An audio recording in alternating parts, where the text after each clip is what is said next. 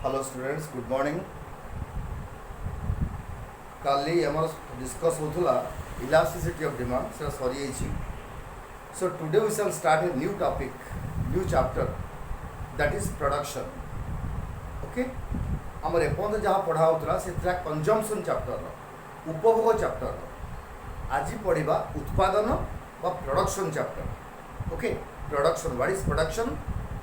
What are the production functions, what are the factors of production, ये सब discussion आम करवा आज। ओके, फास्ट आम आसवा तुम बहरे जहाँ अच्छी तुम अच्छी उत्पादन, प्रत्यक्ष और परोक्ष उत्पादन, उत्पादन साधन, तापर अच्छी उत्पादन फलन और उत्पादन फलन रे आमर अच्छी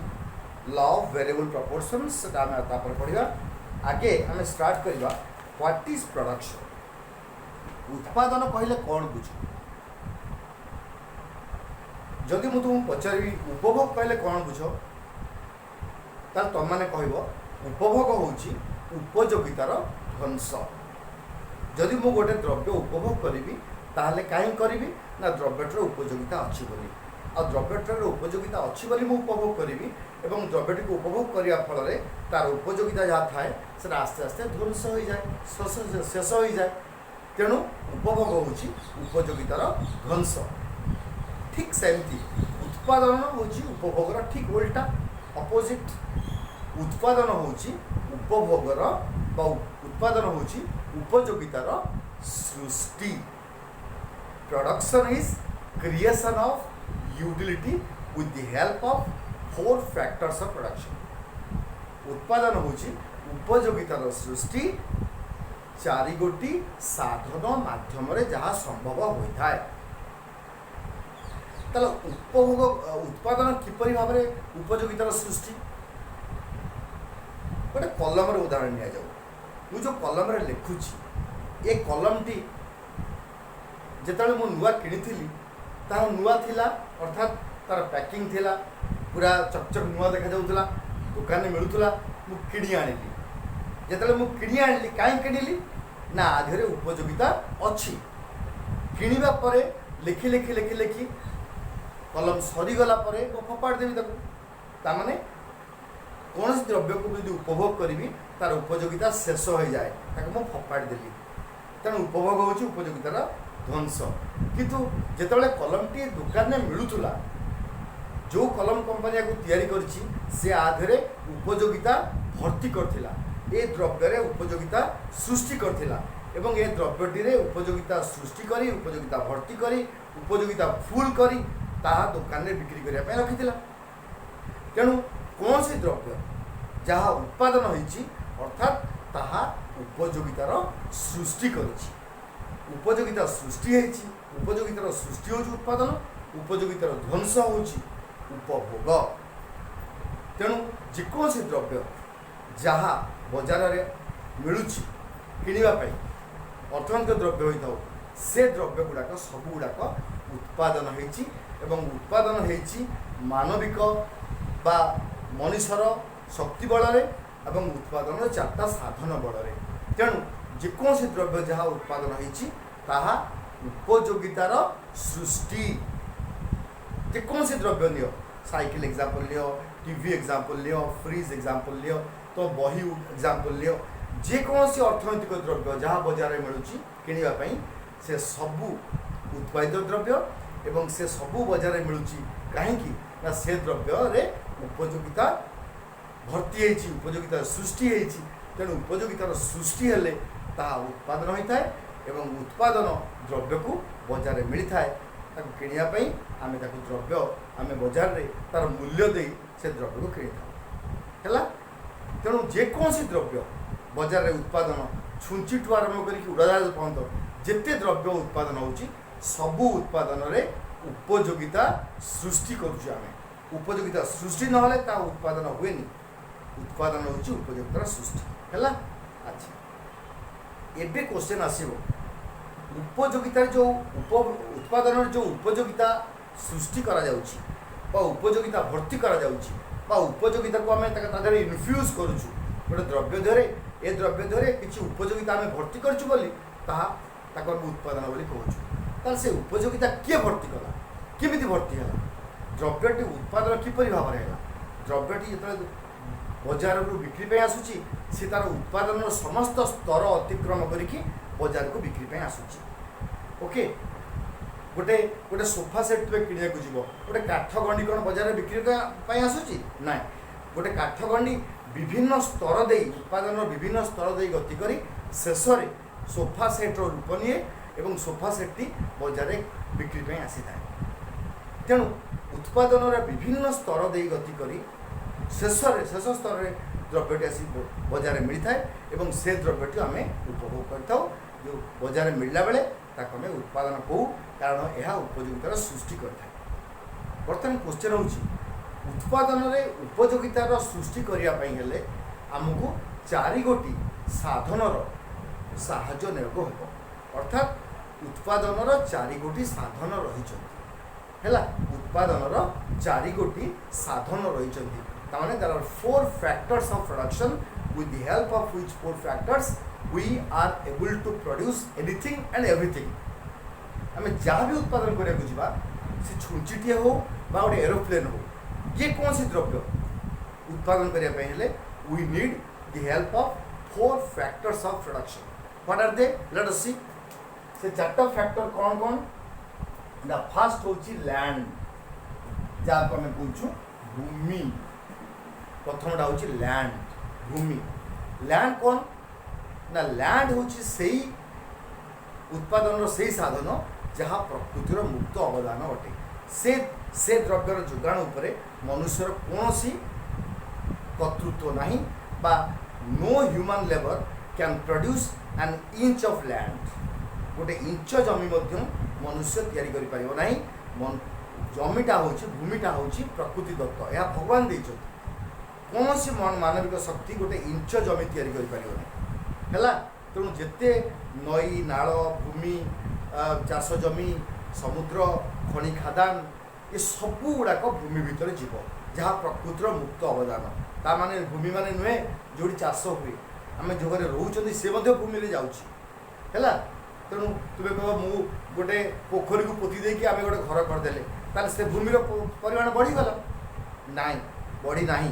कारण आगुरी पोखरी था जो जो एरिया से एरिया आम पोती घर कले भी से एरिया रहा नई नाल पोखरी समुद्र आम पोती देले सी आगुरी समुद्र ही थी आगुरी नई ही थी आम रिक्लामेसन करी घर कले कौन हम ना से एरिया परिमाण सामान है पृथ्वी पृष्ठ जी एरिया अच्छी आकार अच्छी ता कौन इंचे बढ़ी सृष्टि आरंभ दिन केवे नुहे जहाँ आकार था सब सामान अच्छी तेणु भूमि हूँ प्रकृतिर मुक्त अवदान जार जोगाण उपर मनुष्य कौन सी कर्तृत्व ना man has no right no power to produce an inch of land यह कौन सी मनुष्यर फैक्ट्री तैयारी हुए यह भगवान देइछन्ति तेणु भूमि हूँ प्रकृतिर मुक्त अवदान ये भूमि उत्पादन प्रथम आम साधन कारण भूमि बिना उत्पादन हेनी सेकेंड हूँ लेबर बा श्रम सेकेंड हूँ श्रम बा लेबर उत्पादन कर द्वितीय मुख्य साधन हूँ आमर श्रम श्रम बिना उत्पादन संभव हो पार केवल भूमि थिले श्रम नथिले केमती उत्पादन हम आम गोटे चाष उदाहरण नि जाऊ भूमि तो अच्छी ताले जड़े चाष करने चाषी दरकार ना नहीं उत्पादन फैक्ट्री उदाहरण दि जाऊ फैक्ट्री भूमि अच्छी अर्थात से घर फैक्ट्री घर अच्छी सब अच्छी किंतु गोटे लोकर आवश्यक अच्छी जड़े श्रमिकर आवश्यक अच्छी जी कि से द्रव्य उत्पादन कर मेसीन करें किंतु मनुष्य ताको मेसीन को चलेब तेणु उत्पादन द्वितीय हूँ श्रमिक व श्रम श्रम बिना उत्पादन हो पारे कौन से उत्पादन हो पारे से डायरेक्ट प्रोडक्शन हो इनडायरेक्ट प्रोडक्शन हो जेकोसी उत्पादन हो शारीरिक उत्पादन हो मानसिक उत्पादन हो सब श्रम बिना संभव नुहे तेणु श्रम हूँ उत्पादन द्वितीय साधन किंतु मन रख श्रम नष्टशील श्रम केवे भी स्टोर हो पारनी श्रम को तुम्हें संचय कर भूमि को संचय कर तुम भूमिटा सेमती रही 100 वर्ष पर किसी हेनी किंतु श्रमिक श्रम को तुम स्टोर कर श्रम आ श्रमिक दुई जन गोटे ये भिन्न भिन्न लोक नुहति मु श्रमिकटे मो देहरे मो श्रम अच्छी मो श्रम को मो देह मुझे अलग करें तेणु गोटे दिन श्रम गला माने सबुदिन से श्रम चलीगला तेणु श्रम को कहीं स्टोर करें श्रम को आम के ये करें कौन बेस दिन रखिपारानी श्रमटा नष्टशील श्रम गतिशील श्रम आदौ ताको स्टोरिंग कैपेसिटी ना थर्ड हूँ कैपिटल बा कौच पुंजी कैपिटल बा पुंजी पुंजी कौन समस्त मेसीन कलकारखाना जंत्रपाती इक्विपमेंट्स टूल्स जिते आम मेसीनारीज देखुचु ये सब हूँ पुंजी श्रेणीभुक्त पुंजी हूँ संपदर से अंश जहाँ संपद अभिवृद्धि साहाय्य करे मुझे तुम थोड़ा पास्ट क्लास कही पुंजी और संपद भर डिफरेन्स मो निज कार मुझे चलाऊँगी यहाँ मोर संपद कि मो कार को मो भड़ा लगे कि पैसा इनकम करी ताल मोर पुंजी होगा है तेणु गोटे मेसीन जहाँ द्वारा द्रव्य उत्पादन हुए से मेसीनटा हूँ मोर पुंजी कारण ता द्वारा मु द्रव्य उत्पादन करे द्रव्य उत्पादन फल इनकम करे है गोटे गोटे साइकिल दुकान हाथुड़ी हूँ पुंजी गोटे कोल्ड ड्रिंक्स फैक्ट्री तार जो कोल्ड ड्रिंक्स बना जो मेसीन सी हूँ तार पुंजी गोटे चाषी ता हल ता ट्रैक्टर हूँ तार पुंजी बुझेगा तेणु समस्त उत्पादन कला बेले आमर किसी पुंजीर आवश्यक पड़े जे उत्पादन को बहुगुणित करे जे श्रमिकर कार्यदक्षता को बहुगुणित करे सी हूँ पुंजी एवं पुंजी बिना उत्पादन संभव नहीं एवं शेष हूँ चारि संगठन बा ऑर्गेनाइजेशन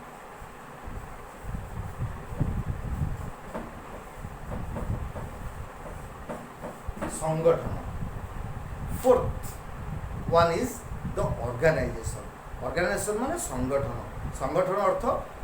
उत्पादन संयोजक बा प्रोडक्शन रो जी हूँ तार प्रोड्यूसर प्रोडक्शन जी मूल मंत्र जहाँ पाखे थाए उत्पादन से मेरुदंड उत्पादन जहाँ द्वारा हुए जे उत्पादन कराए जे नवीकरण निर्माता होता है जे किसी नुआ कथा भाविक उत्पादन आरंभ करे जे उत्पादन संयोजक जे संगठक सी हूँ ऑर्गेनाइजेशन अर्थात ये हूँ एंटरप्रेन्योर ये enterprise who bring some land some labour some capital and he start the production उत्पादन तो आपे होनी जड़े के उत्पादक उत्पादन करने को आगभर हम प्रथम किसी भूमि आण भड़ारे आनीपे किणिक आनीपे किसी श्रमिक भड़ारे आण किसी कैपिटल पुंजी किसी भड़ारे आण कि किणिक आण ये तीनटा को मिसेकी तीनटा साधन को मिसेकी जे उत्पादन विनियोग कर उत्पादन करने आगभर हम सी हूँ संगठन अर्थात ऑर्गेनाइजेशन किए जे श्रम भूमि संगठन ये समस्त एकाठी कर उत्पादन करने आगभर होगा है तेणु ये हूँ संगठन ये संगठन अर्थ हूँ ये संगठन सब उत्पादन को बहुगुणित करने आगभर होगा तेणु ये चारोटी हूँ भूमिर बा उत्पादन ये चारोटी हूँ साधन भूमि श्रम पुंजी और संगठन है तेणु बर्तमान आम यहाँ उत्पादन अर्थ आ उत्पादन चार्टा साधन माने भूमि श्रम पुंजी और संगठन ए गोटे साधन न रही उत्पादन संभव हेनी बुझिपार तेणु चारोटी साधन एकाठी हेले ही उत्पादन संभव होपर आमर तो बही अच्छी उत्पादन पर आसला डायरेक्ट और इनडायरेक्ट प्रोडक्शन यहाँ भी कहीदे प्रत्यक्ष उत्पादन कौन परोक्ष उत्पादन कौन प्रत्यक्ष ओ परोक्ष उत्पादन प्रत्यक्ष उत्पादन परोक्ष उत्पादन उत्पादन दुई प्रकार प्रत्यक्ष और परोक्ष प्रत्यक्ष उत्पादन हूँ से उत्पादन डायरेक्ट प्रोडक्शन कौन जिते बड़े उत्पादन करने श्रमिक केवल प्रकृतिर मुक्त अवदान उपरे निर्भर करिथाए ଏବଂ ନିଜେ ପ୍ରତ୍ୟକ୍ଷ ଭାବରେ ଉତ୍ପାଦନରେ ଅଂଶଗ୍ରହଣ କରି ଉତ୍ପାଦନ ସମ୍ଭବ ତା ଦ୍ୱାରା ହେଇଥାଏ, ତାକୁ ଆମେ କହିବା ପ୍ରତ୍ୟକ୍ଷ ଉତ୍ପାଦନ। କ'ଣ ଉଦାହରଣ ନା ଜଣେ ଜଣେ ଲୋକ ଜଙ୍ଗଲରେ ଫଳମୂଳ ସଂଗ୍ରହ କରି ଖାଉଛି, ନିଜେ ତାର ଗୋଟେ ଫାଉଡ଼ା ଧରିକି ନିଜେ ଚାଷ କରୁଛି, ନିଜ ଘର ଭିତରେ ସେ ତାର ଛୋଟ ଜମି ଗୋଟେ କରିକି ଛୋଟ ପଟାଳି କରିକି ସେ ତାର ଉତ୍ପାଦନ କରୁଛି, ନିଜେ ଉତ୍ପାଦନ କରୁଛି, ନିଜେ ଖାଉଛି, ତାର ସେ କୌଣସି ପୁଞ୍ଜିର ବ୍ୟବହାର କରୁନାହିଁ, ତାହେଲେ ଆମେ ତାକୁ କହିବା ପ୍ରତ୍ୟକ୍ଷ ଉତ୍ପାଦନ। ଓକେ, ପ୍ରତ୍ୟକ୍ଷ ଉତ୍ପାଦନ। ଆଦିମ କାଳରେ ଯେଉଁ ଉତ୍ପାଦନ ହେଉଥିଲା, ଯେଉଁ ଚାଷୀ ଚାଷ କରୁଥିଲା, ତାକୁ ଆମେ କହୁଥିଲୁ ପ୍ରତ୍ୟକ୍ଷ ଉତ୍ପାଦନ। କିନ୍ତୁ ଆଧୁନିକ ସମୟରେ ଯେଉଁ ଚାଷ ହେଉଛି ବା ଉତ୍ପାଦନ ହେଉଛି ତାହା ହେଉଛି ପରୋକ୍ଷ ଉତ୍ପାଦନ। ଏ ଉତ୍ପାଦନରେ କୌଣସି କାର୍ଯ୍ୟ ଶ୍ରମିକ ପ୍ରତ୍ୟକ୍ଷ ଭାବରେ କରେ ନାହିଁ। ଏଠି କାର୍ଯ୍ୟ ସାଧନ ପାଇଁ ଆମର ମେସିନ୍ ଆବଶ୍ୟକ। ଏଠାରେ ମେସିନ୍ ଦ୍ୱାରା କାର୍ଯ୍ୟ ସମ୍ଭବ ହୁଏ। ଏଠି କୌଣସି ଉତ୍ପାଦକ କୌଣସି ଶ୍ରମିକ ନିଜେ କୌଣସି କାର୍ଯ୍ୟ କରେ ନାହିଁ। ତେଣୁ ଆଧୁନିକ ସମୟରେ ମେସିନ୍ ଲାଗୁଥିବାରୁ ଆକୁ ଆମେ କହିବା ପରୋକ୍ଷ ଉତ୍ପାଦନ। ଯେତେ ଉତ୍ପାଦନ ଆଜିକାଲି ଦେଖୁଛୁ ତୁମେ, ଶିଳ୍ପ ହେଉ, ଶ୍ରମ ହେଉ, ଶିଳ୍ପ ହେଉ, କୃଷି ହେଉ, ତୁମ ଇନଫ୍ରାଷ୍ଟ୍ରକ୍ଚର ହେଉ, ସବୁ ଉତ୍ପାଦନ ହେଉଛି ପରୋକ୍ଷ ଉତ୍ପାଦନ ହେଲା। ତେଣୁ ଇଏ ହେଉଛି ପ୍ରତ୍ୟକ୍ଷ ଆଉ ପରୋକ୍ଷ ଉତ୍ପାଦନ। ସୋ ନେକ୍ସଟ ଟାଇମ୍ ଆସିଲେ ଆମେ ତାପରେ ଆଉ କ'ଣ ଅଛି ଉତ୍ପାଦନର ତାକୁ ଦେଖିବା ହେଲା। Thank you, have a nice time.